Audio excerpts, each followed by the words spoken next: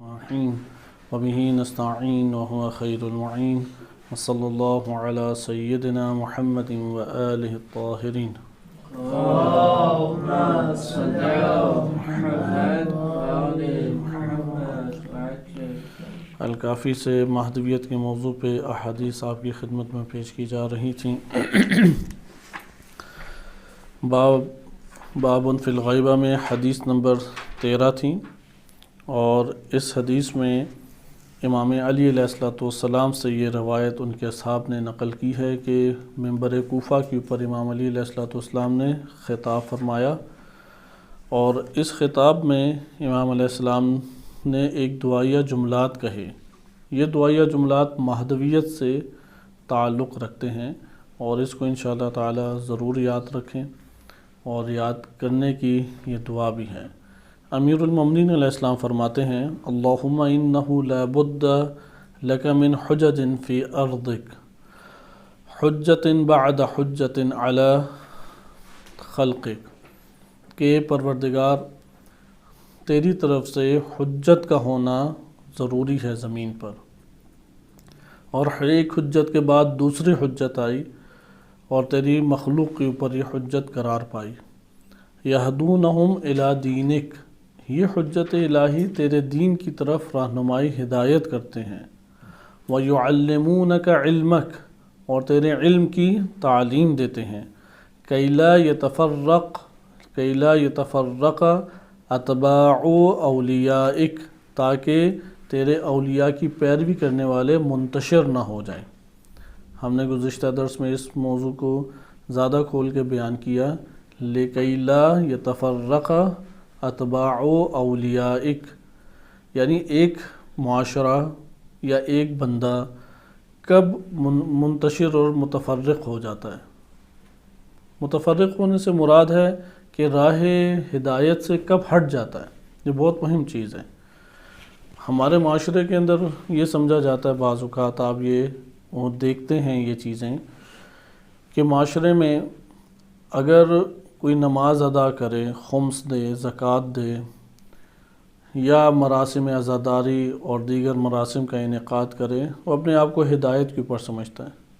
بقیہ اس کی زندگی فلمیں ڈرامے دیکھتا رہے، بد زبان ہو، اخلاقیات سے عاری ہو، سود کھاتا ہو، حرام میں مشغول ہوتا ہو، خاندانی دشمنیوں میں ملوث ہو، طرح طرح کے مسائل میں گھرا ہوا ہو. وہ تب بھی اپنے آپ کو دیندار سمجھتا ہے کہ میں نے نماز تو پڑھی ہے، میں خمس بھی کھاتا نہیں ہوں، دیتا ہوں خمس، قدر بھی علماء کی کر لیتا ہوں، مراسم بھی میں انجام دیتا ہوں، تبرک بھی خوب بانٹتا ہوں. لیکن یہاں پہ روایت کیا کہہ رہی ہے کہ کَيْ لَا يَتَفَرَّقَ أَتْبَاعُ أَوْلِيَائِكَ، اگر کسی کے سینے میں وہ دین نہیں ہے جو آئمہ نے بیان کیا ہے، اور وہ علم نہیں ہے جو آئمہ نے علم اس کو دینا چاہا ہے، تو وہ متفرق ہے، وہ منتشر ہے، وہ راہ راست سے ہٹا ہوا ہے. یعنی انسان اپنی شخصیت کیسے بچائے؟ بالفاظ دیگر زبان ہم تبدیل کریں. ایک انسان مثلا میں یہ چاہتا ہوں کہ میں کس طرح سے اپنے آپ کو امامت کی راہ سے ہٹنے سے بچا لوں، امامت کے ساتھ میں پیوست رہوں. اب امامت کے ساتھ پیوست رہنے کے لیے فقط قصیدے اور نوحے تو نہیں چاہیے. انسان اچھی آوازیں سن کے دل نرم ہوتا ہے تو اس رحمت کے جذبات کو سمجھتا ہے کہ شاید میرا بڑا گہرا تعلق جڑ گیا. انسان کو سمجھنے کی خود بھی اپنے آپ کو سمجھنے کی ضرورت ہے. آپ نے منطق میں جو حصہ سوم ہے اس میں مشہورات پڑھے ہوں گے، مشہورات ہیں، اور اسی طریقے سے اس کے اندر مختلف وہمیات بھی آتے ہیں، ظنیات بھی آتے ہیں. بہت سارے ایسے امور ہیں، آپ دیکھتے ہیں کہ جب بکرا ذبح ہوتا ہے بہت سارے لوگ منظر نہیں دیکھ سکتے، اہل کتاب ہوں، اور ہندو تو اگر گائے ذبح کریں ان کا تو خدا ہی مارا جاتا ہے، انہیں پریشانی زیادہ لاحق ہو جاتی ہے. بہت سارے مسلمان بھی نہیں دیکھ پاتے. تو یہ جو رحمت کے جذبات ہیں، یہ رحمت کے جذبات مساوی ہیں، یہ کفر اور شرک سے تبدیل تو نہیں ہوتے. ہاں ایمان سے بڑھ ضرور جاتے ہیں، لیکن اس کو آپ ارتباط حق کے ساتھ نہیں سمجھنا چاہیے. یہ ایک طبع انسانی کے تحت اس کے اوپر یہ چیز آ رہی ہے.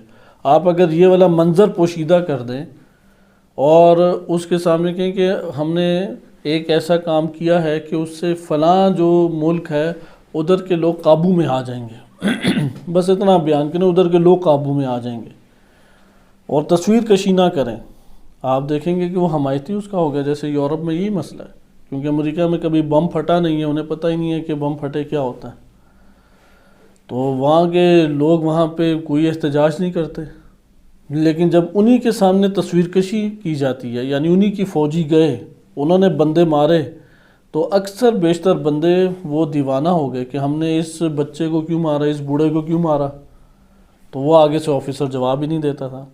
ذہنی مریض اکثر بیشتر بن گئے کہ اتنی دور ہم امریکہ سے آئے، امریکہ کو اس غریب ملک سے کیا خطرہ تھا افغانستان سے۔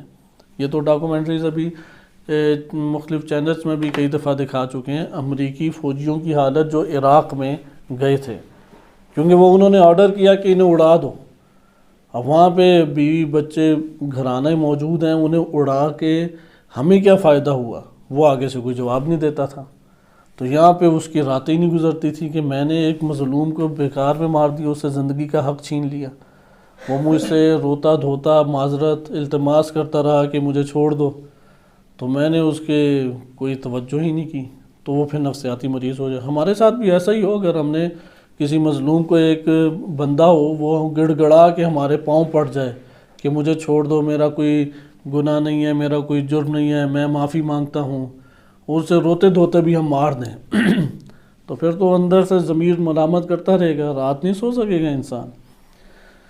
تو یہ ہے کہ تصویر کشی ہٹا دیں تو بندہ عمل انجام دے دیتا ہے، لیکن جب حق کے ساتھ پیوست ہوتا ہے، وہ تصویر کشی ہو یا نہ ہو، وہ حق جو ہے اس کو وہ راہ راست کے اوپر رکھتا ہے۔ اس لیے جو طبع انسانی کے مطابق فقط قدم اٹھاتے ہیں انہیں سازش کا شکار کرنا بہت آسان ہوتا ہے، انہیں گھیرنا آسان ہوتا ہے جو طب کے اوپر، یعنی یہ دل کا نرم ہونا طبع انسانی ہے۔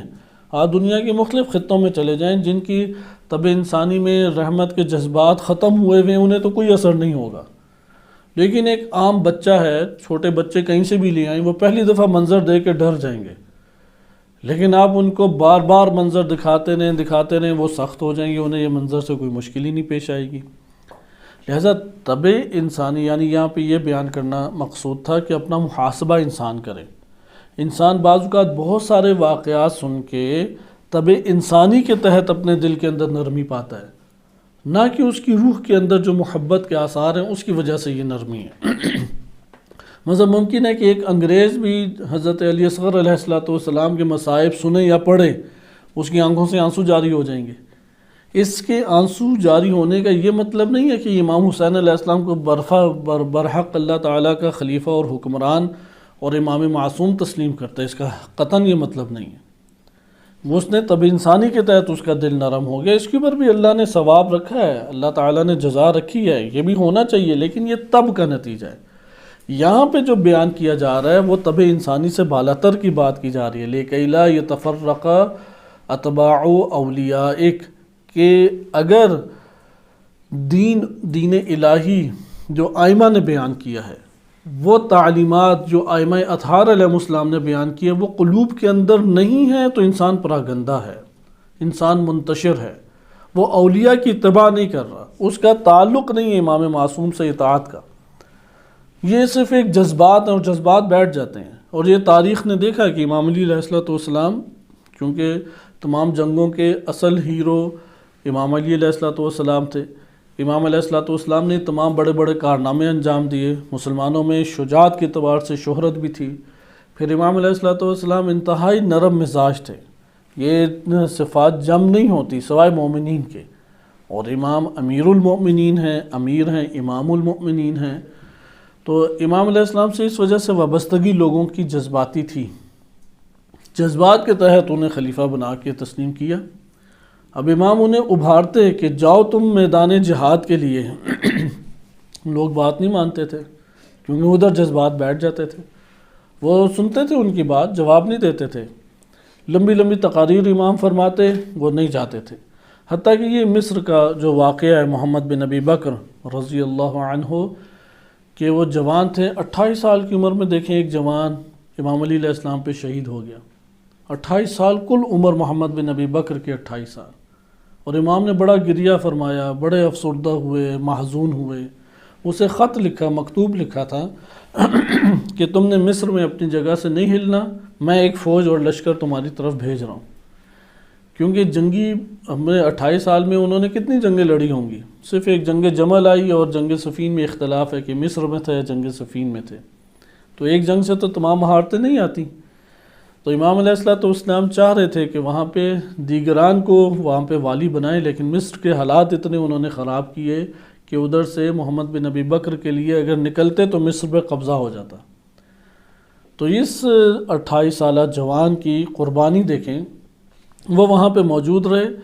اب کوفہ جیسا علاقہ جہاں پہ 1 لاکھ سے زیادہ افراد اس وقت بستے تھے، آج بھی 1 لاکھ نہیں ہے آبادی کوفہ کی، امام علی علیہ السلام کے دور میں کوفہ اتنا وسیع اور عریض تھا کہ 1 لاکھ سے اوپر آبادی تھی۔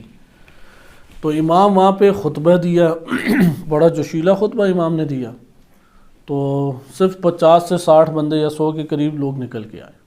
100 بندے تو ادھر جاتے جاتے ہی آدھے ڈھیر کر جاتے تھے، کیونکہ مد مقابل لشکر بیٹھے میں 6000 8000 10,000، تو یہ 100 بندے تو نہیں لڑ سکتے ان سے۔ امام علیہ السلام بڑے غضبناک بھی ہوئے، اگلے دن پھر خطبہ دیا تو کوئی جنبش نہیں ہے افراد میں۔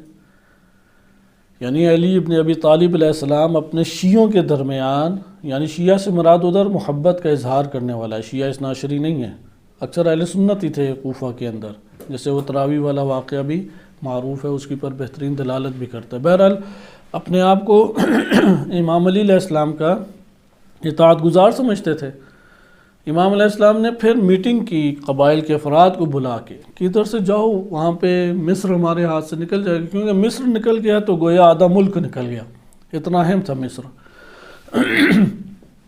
تو آج آ کے ایک چھوٹا سا لشکر تیار ہوا، وہ جو 1 ہفتے کے بعد چھوٹا سا لشکر تیار ہوا نکلنے لگا تو خبر پہنچی کہ وہ تو شہید بھی ہو گئے، اور مصر پہ دشمنوں نے قبضہ کر لیا، تو بہت غمناک ہوئے۔ لہٰذا آپ نے ملاحظہ کیا کہ اگر جذبات کی بنیاد پہ اور نعرے بازی کی بنیاد پہ لوگوں کی حمایتیں ہوں تو یہ نتائج نکلتے ہیں، لیکن اگر دینداری کی بنیاد پہ اور تعلیم الہی اور معرفت کی بنیاد پہ جذبات ہوں تو پھر محمد بن ابی بکر جیسی شخصیت پیدا ہوتی ہے۔ وہ اپنی جگہ سے نہیں ہٹے اور بڑی بے دردی سے انہیں شہید کیا گیا، یعنی اگر تلوار شہید نہ کرتی تو پیاس سے شہید ہو جاتے، وہ اتنی پیاس سے وہ قریب الموت ہو چکے تھے، اور وہ بھی مصر جیسی جگہ پہ۔ اور امام کے پاس پورا ملک ہے، ملک کا 80% حصہ تو امام علی علیہ السلام کے ہاتھ میں تھا۔ پورے ملک کی فوج کس کے ہاتھ میں تھی؟ امام علی علیہ السلام کے ہاتھ میں۔ پورے ملک کا بیت المال کس کے ہاتھ میں تھا؟ امام علی علیہ السلام کے ہاتھ میں۔ لیکن یہ جو جذباتی افراد تھے اور ان کے حوصلے جب بیٹھ جاتے تو اب یہ جذبات کون ابھارتا؟ لہٰذا اس جملے کو بہت توجہ سے پڑھنا چاہیے۔ لِكَيْ لَا يَتَفَرَّقَ، یہ علت بیان کی جا رہی ہے کہ اگر دین ہدایت جو ہے ائمہ علیہ السلام کی ہم تک نہیں پہنچی جو انہوں نے اللہ کے دین کی طرف کی ہے، اور ائمہ علیہ السلام نے جو اللہ کے علم میں سے ہم تک تعلیمات نہیں پہنچائی ہیں، وہ تعلیمات اگر ہمارے سینے میں موجود نہیں ہے تو ہم پراگندہ ہیں، ہم متفرق ہیں۔ ہمارے جو ظاہراً اظہارات ہیں وہ ظاہری اظہارات ہمارے وہ جذبات کی بنیاد پہ ہیں، اور جذبات فوراً ماحول میں بیٹھ جاتے ہیں۔ اس لیے آپ نے ملاحظہ کیا ہوگا کہ یہ معلومات اگر قلب کے اندر راسخ نہیں ہیں، آپ اپنے علاقے میں چلے جائیں، آپ کے علاقے میں آپ کے اپنے رشتہ دار ہی آپ کو بٹھا دیں گے تانے دے دے کے، طلاب بھی ممکن ہے آپ کو بٹھا دیں کہ یار تم ہی نے امام خمینی بننا ہے، تم نے اکیلے کیا ادھر جا کے کر لو گے، دیکھو فلاں نہیں دیکھا کہ وہ آرام سے بیٹھا، اس نے تو کوئی اس طرح سے مسائل کھڑے ہوئے نہیں کیے ہوئے، آخر فلاں بھی تو اتنا بڑا عالم ہے، وہ تو اس طرح نہیں کرتا، تمہیں اتنا بڑا شوق چڑھا ہوا ہے کہ تم یہ کرو، طاغوت کے خلاف بولو، باطل کے خلاف بولو۔ تو انسان کے جذبات اگر اندر معرفت نہ ہو بیٹھنے لگ جاتی ہے، اس کے اندر توانائی نہیں رہتی۔ لہذا تفرق یعنی یہ جو انتشار قلبی، نفس کے اندر انتشار کب آتا ہے؟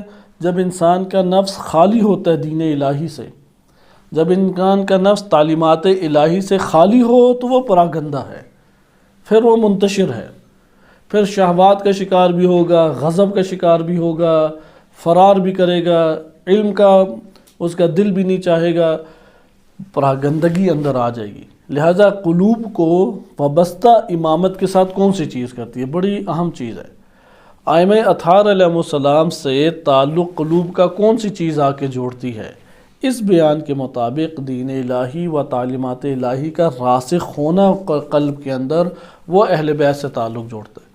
یہ وجہ ہے کہ قرآن اور روایات کو ہمیں یاد کرنا چاہیے، سمجھنے کی کوشش کرنا چاہیے، اسے لکھتے رہیں بار بار، اس کو بار بار سنتے رہیں، اپنی زندگی میں عادت ڈال لیں کہ یار ایک درس تو میں فلاں عالم کا تفسیر کے اوپر سنوں، یہ ایک درس میں فلاں عالم کا شرح حدیث کے اوپر سنوں۔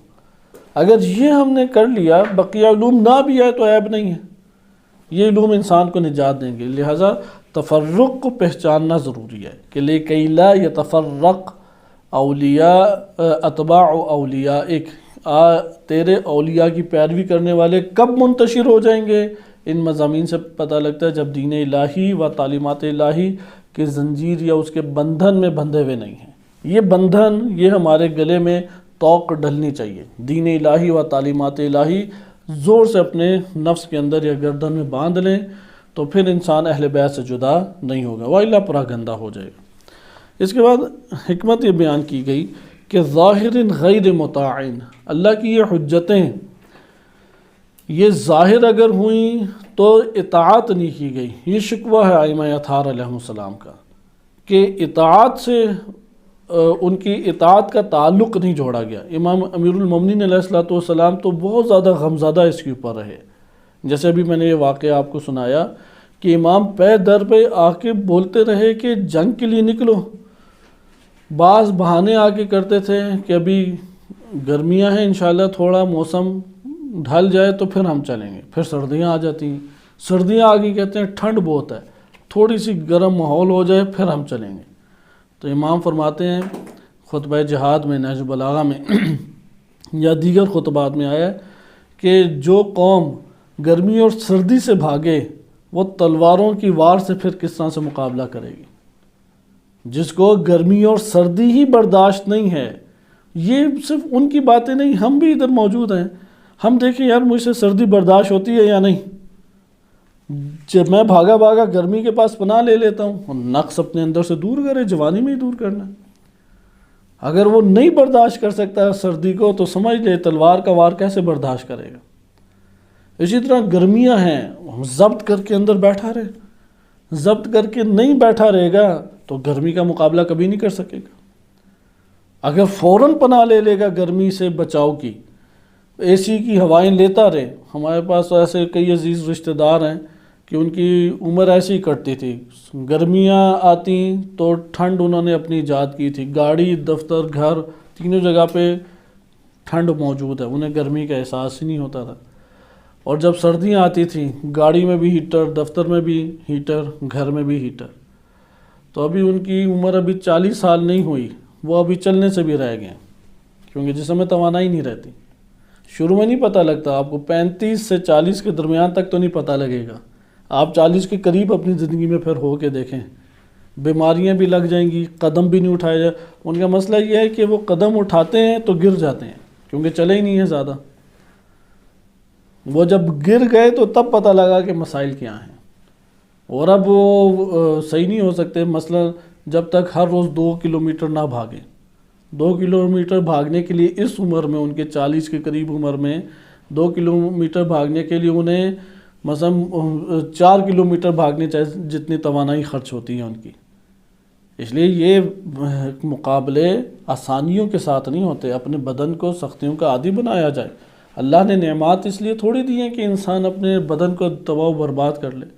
بدن اللہ کی امانت ہے، اس امانت کے ساتھ خیانت نہیں کرنی چاہیے، اس کا حق ادا کرنا چاہیے، وإلا یہی بدن آ کے کوسے گا۔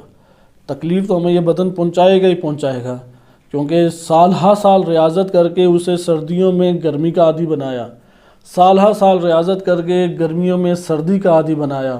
مجھے بتائیں اس کے بعد بدن آپ کی مرضی سے پھر ڈھلے گا؟ وہ تو نہیں ڈھل سکتا۔ یہی مسائل ادھر تھے، وہ تلوار کا مقابلہ کرنے کا سوچتے ہی نہیں تھے۔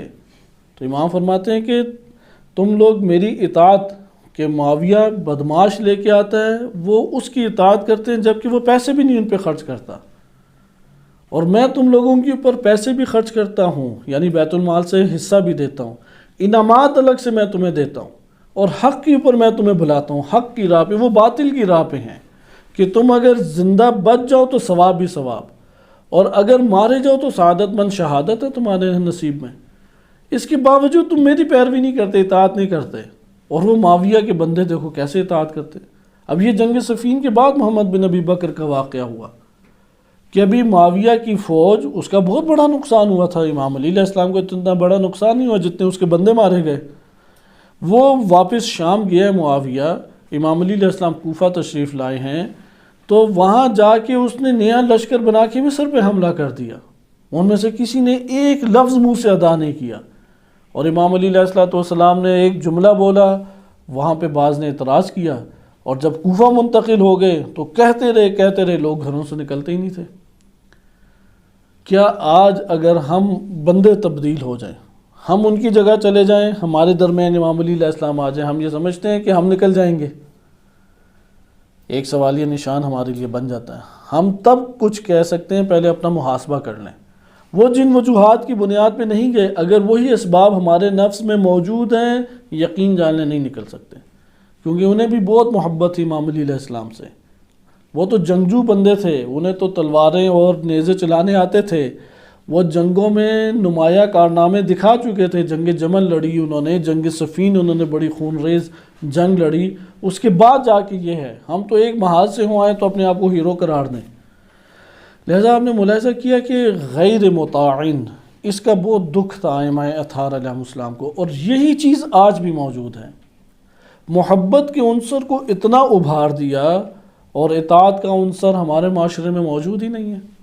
خالی محبتوں کے اوپر تو جنگیں نہیں ہوتی، خالی محبتوں کے اوپر تو نصرت نہیں ہوتی، اطاعت کے اوپر نصرت ہوتی ہے، اطاعت کے اوپر جنگیں لڑی جاتی ہیں، اطاعت کے اوپر محافظت ہو جاتی ہے امام معصوم کی، اطاعت کی بنیاد پہ دشمن کو ہرایا جا سکتا ہے، لیکن قصیدوں کے اوپر، نعتوں کے اوپر، نوحوں کے اوپر، اس کے اوپر نہیں ہرایا جا سکتا۔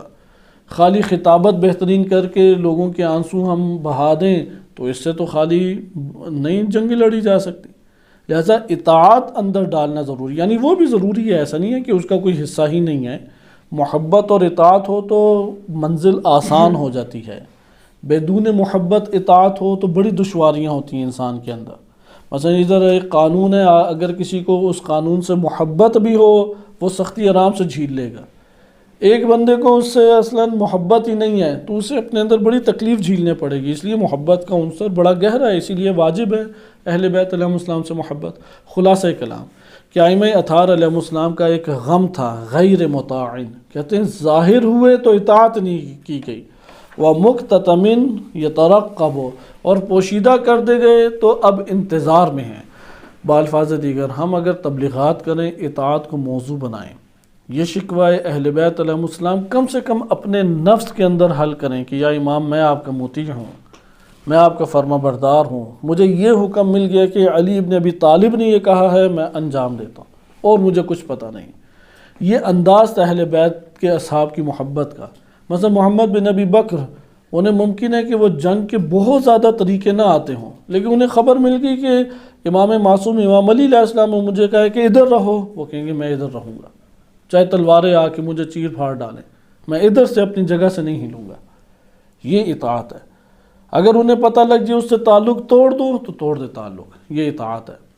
اگر معلوم ہو ادھر صبر کرے، اپنی زبان بند کر لے، یہ کوئی ایسی چیزیں نہیں ہیں کہ جس کے لیے بہت بڑے بڑے فلسفے چاہیے، یہ قلبی تعلق چاہیے بس امام سے، بہت بڑے بڑے فلسفوں کا بیان نہیں چاہیے، قلبی تعلق چاہیے۔ پڑھیں نہج البلاغہ، پڑھیں الکافی، قرآن کریم کی آیات، کہ اللہ تو نے کہا ہے میں لبیک کہتا ہوں، میں فوراً، اور قرآن نے بھی یہی کہا ہے کہ جب تمہیں اللہ اور اس کا رسول ہدایت کی طرف بلائے تو تم لوگ اسے جواب دو، یعنی لبیک فوراً کہو۔ لہٰذا یہ شکوہ سب سے پہلے کم سے کم اپنے وجود کی حد تک ہم دور کریں کہ یا امام مجھے نیند سے محبت نہیں ہے، مجھے کھانوں سے محبت نہیں ہے، مجھے شہرت اور نام سے محبت نہیں ہے، میں آپ کی بارگاہ میں آپ کا تابع موجود ہوں، کیونکہ اللہ تعالیٰ نے ہمیں بیدون ولی نہیں رکھا، بیدون حجت نہیں رکھا۔ امام زمان علیہ السلام موجود ہیں اور ہمارے اعمال ان کے سامنے صحیح سند روایات ہیں، حاضر ہوتے ہیں، اور وہ اپنے شیعہ کے بارے میں دعا بھی فرماتے ہیں، غمگین بھی ہوتے ہیں، ہم ان سے تعلق اپنا قائم کریں۔ ہمارا تعلق توڑنا اس کا یہ مطلب نہیں ہے کہ امام نے بھی ہم سے تعلق توڑا ہوا ہے۔ لہذا یہاں پہ اس نقطے کو، اطاعت کے پہلو کو اپنے نفس میں حساسیت کے ساتھ اجاگر کریں۔ تمام ائمہ علیہم السلام کا یہ شکوہ اپنی قوموں سے رہا ہے، تمام انبیاء علیہم السلام کا یہ شکوہ اپنی قوموں سے رہا ہے۔ اس کے بعد آگے امام علیہ السلام فرماتے ہیں کہ ان غاب عن الناس شخصہم، اگر شخصیت ائمہ علیہم السلام یا شخصیت امام معصوم ان لوگوں سے غائب ہو جائے، فی حال ہدنتہم، ہدنہ یعنی ان کے امن و امان کے دن، اگر لوگوں کے امن و امان کے دنوں میں ان کا امام ان کے سامنے حاضر نہیں ہے، تو کیونکہ اگر امام حاضر نہیں ہے تو دین اور تعلیمات مل سکتی ہیں ہمیں، وہ کہاں سے لیں؟ کیونکہ ہم نے گزشتہ درس میں تفصیلی طور پہ دیکھا، اللہ تعالیٰ سے تعلیمات کا واسطہ ہدایت اور تعلیم کا واسطہ حجت الہی قرار پائی، یعنی نبی امام یا نبی رسول اور امام، انہوں نے بیان کیا، کتاب لائے، شریعت لائے، تعلیمات اپنی اخلاقی تعلیمات ہیں اور زندگی بسر کرنے کے طور طریقے ہیں، سب بیان کیے اور لوگوں نے ان سے لے لیے۔ اب لوگ لیتے کیسے تھے؟ براہ راست امام معصوم کے پاس جا کے، یا نبی صلی اللہ علیہ وسلم یا انبیاء اور رسول علیہ السلام کے پاس جا کے وہ لے لیتے اور عمل انجام دیتے۔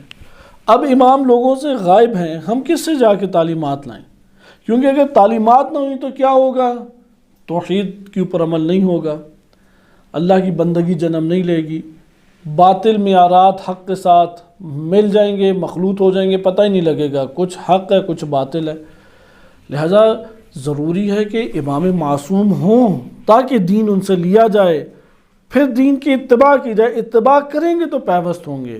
اگر یہ پوری ترتیب باقی رہے، اللہ سے حجت الہی سے لوگوں تک دین کا بیان، وما علینا الا البلاغ المبین، انہوں نے بلاغ المبین کر دیا، اب سننے والے نے سن بھی لیا، اگر اتباع نہ ہوئی گویا کہ اس نے اس سارے سلسلے کو عکارت کر دیا، ضائع کر دیا، کیونکہ اتباع کے لیے ساری چیزیں تھیں۔ اللہ کی طرف سے دین آیا، دین کو پہنچایا، اور ائمہ علیہ السلام نے رسول اللہ صلی اللہ علیہ وسلم سے لے کے اس کی تبیین کی، اور لوگوں نے سن لیا، اور سننے کے بعد اگر اتباع نہ ہو، اطاعت نہ ہو، وہ منتشر ہو جائے گا، معاشرہ وہ گمراہ ہو جائے گا۔ یہ انبیاء علیہ السلام کے واقعات ہمارے پاس ہیں، وہ قوموں میں ہوتے علناً و سرًا، اور اعلانیہ طور پہ بلاتے لوگوں کو، وہ جب لبیک نہیں کہتے تھے بالآخر عذاب نازل ہو گیا ادھر۔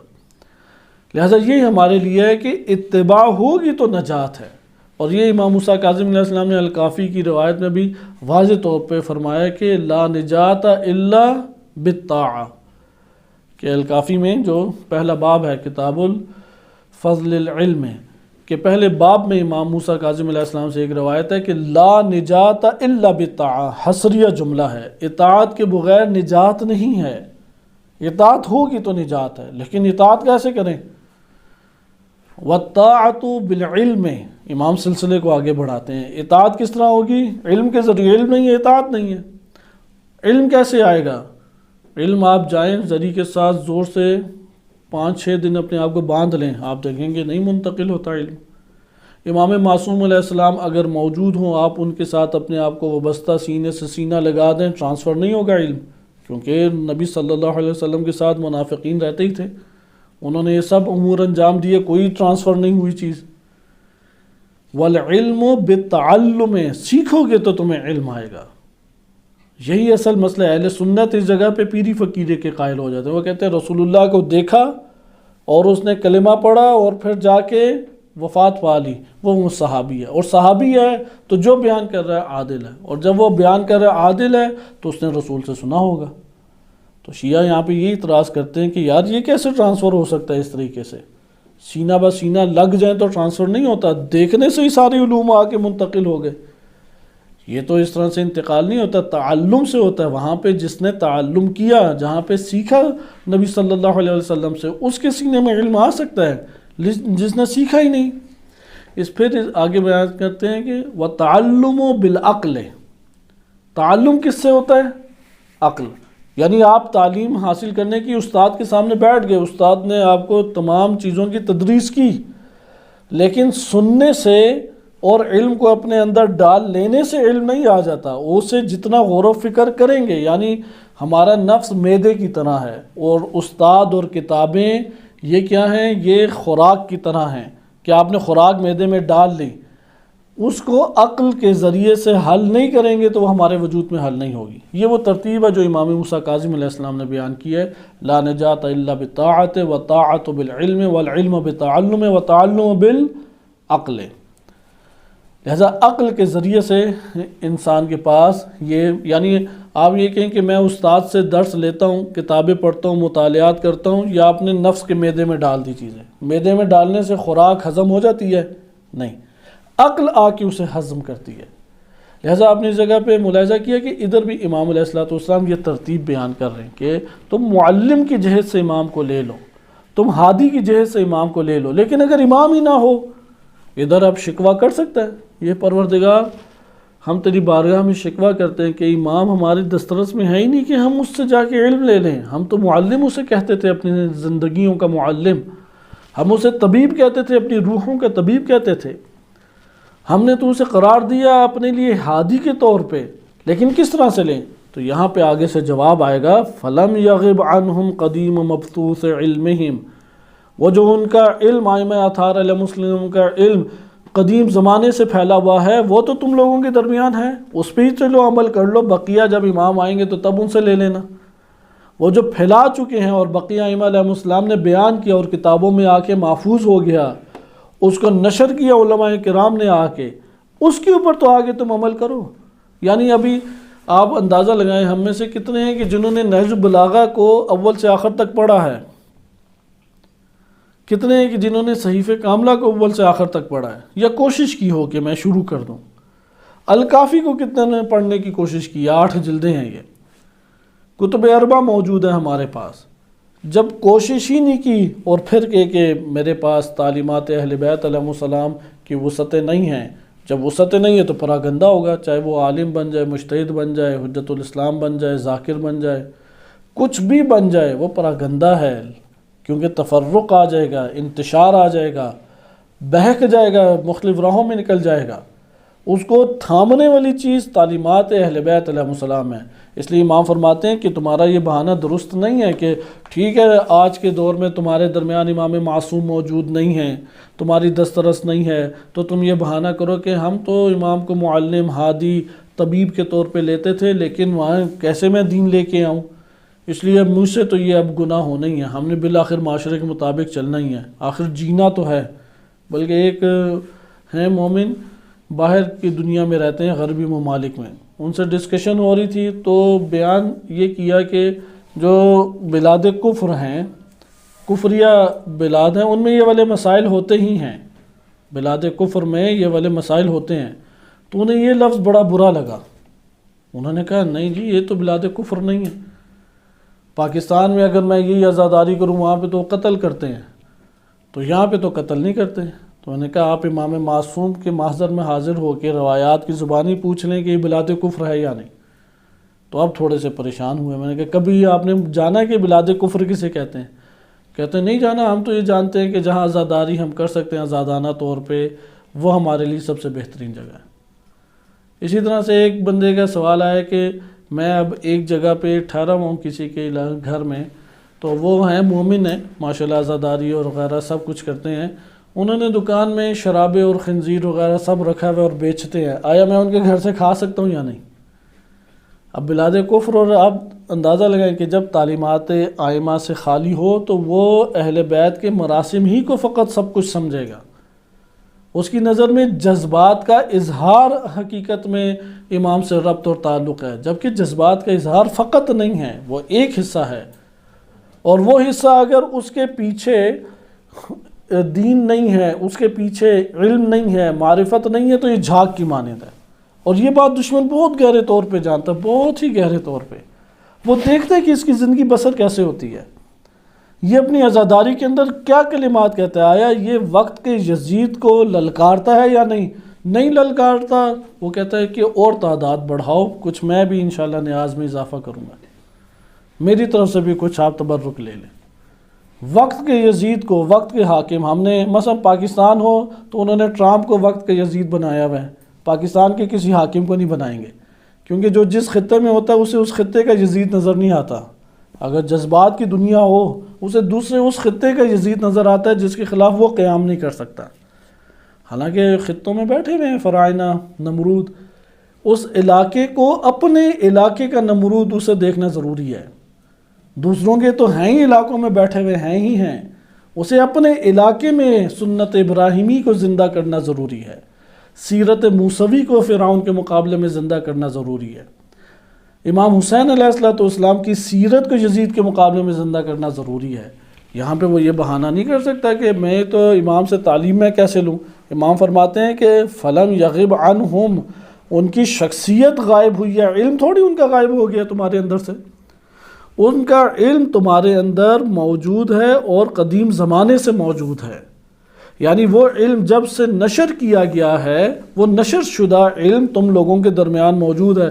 وَآدَابُهُمْ، علامہ مجلسی رحمۃ اللہ علیہ نے فرمایا، ادھر اس کی تشریح آدابہم کی ہے کہ آدابہم سے مراد ہے امام علیہ السلام کے، یعنی المراد بآدابہم اخلاقہم وسیرہم، وآدابہم، اور ائمہ علیہ السلام کے آداب مومنین کے قلوب میں ثابت ہیں، گڑھے ہوئے ہیں، فہم بہا عاملون، اگر وہ مومن ہے تو انہی آداب کے ساتھ زندگی بسر کرے گا۔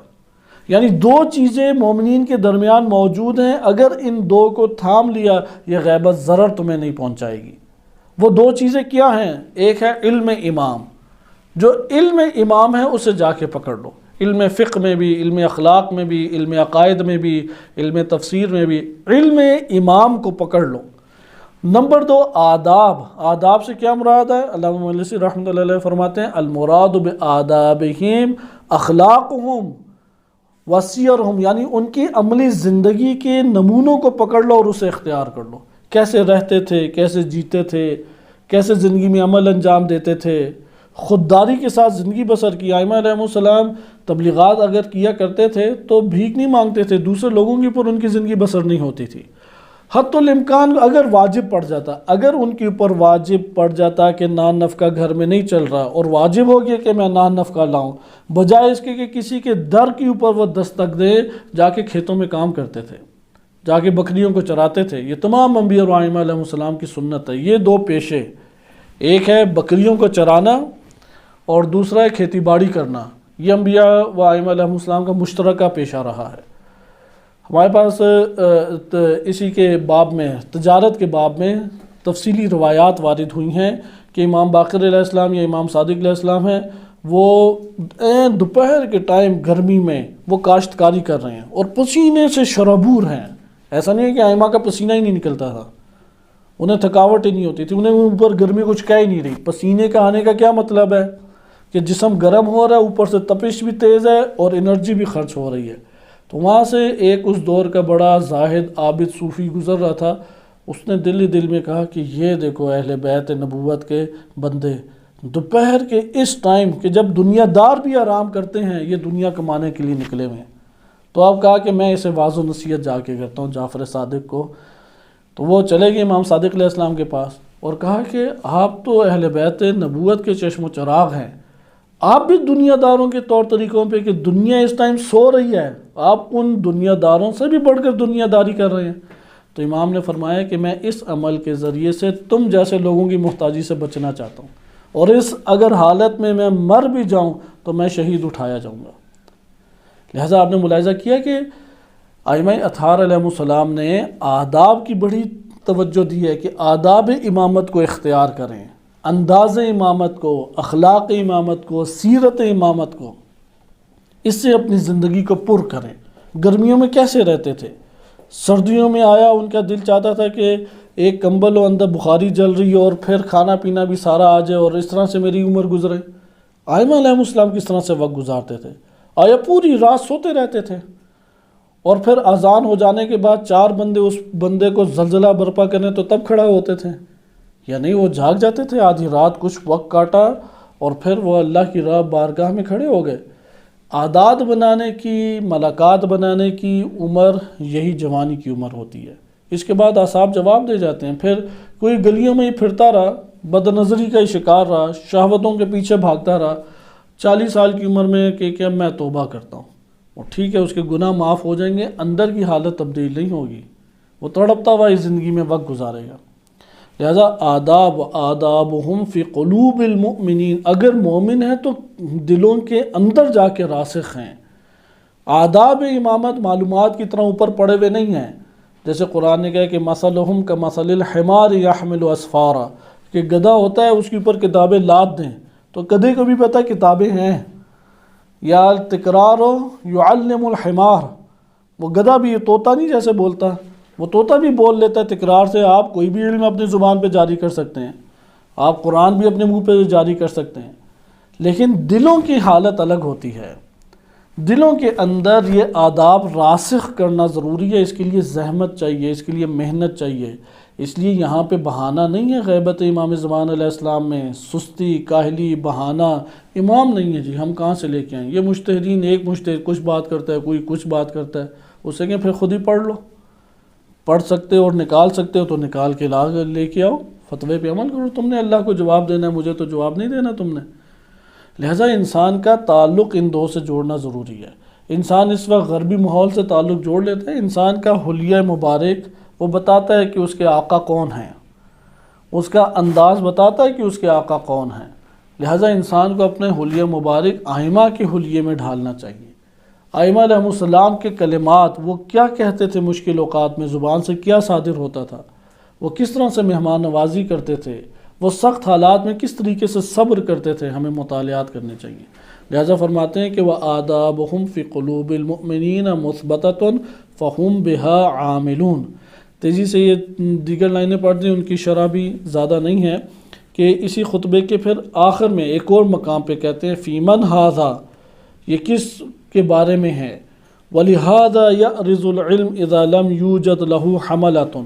کہتے ہیں کہ علم جو ہے اس وجہ سے منقطع ہو جائے گا اگر اس علم کو اٹھانے والے علماء نہ ہوں، يَحْفَظُونَهُ وَيَرْوُونَهُ كَمَا سَمِعُوهُ مِنَ الْعُلَمَاء، کہ انہوں نے جس طرح علماء سے سنا، اگر یعنی ائمہ اطہار علیہ السلام سے علوم کس کے پاس آئے؟ علماء کے پاس۔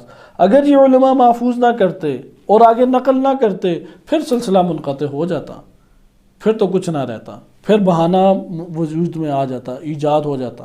اس لیے امام فرماتے ہیں کہ ایسا ہوا ہی نہیں، ائمہ علیہ السلام سے لیا اصحاب اور علماء نے، انہوں نے روایات بیان کر کے اگلی نسل تک پہنچایا، اور تم لوگوں تک وہ پہنچ گیا علم۔ لہٰذا جب علم پہنچ گیا اور آداب پہنچ گئے تو تمہارے وظیفہ یہ تمہارا بنتا ہے کہ امام زمان علیہ السلام کی غیبت میں اپنے دلوں کے اندر ان علم اور آداب کو راسخ طور پہ گاڑ لو۔ باقی انشاءاللہ تعالی خطبے کے یہ جو دوسرا اور آخری حصہ ہے، 4 لائنیں اگلے درس میں ملاحظہ کریں گے۔ صلی اللہ علیہ سیدنا محمد و آلہ طاہرین۔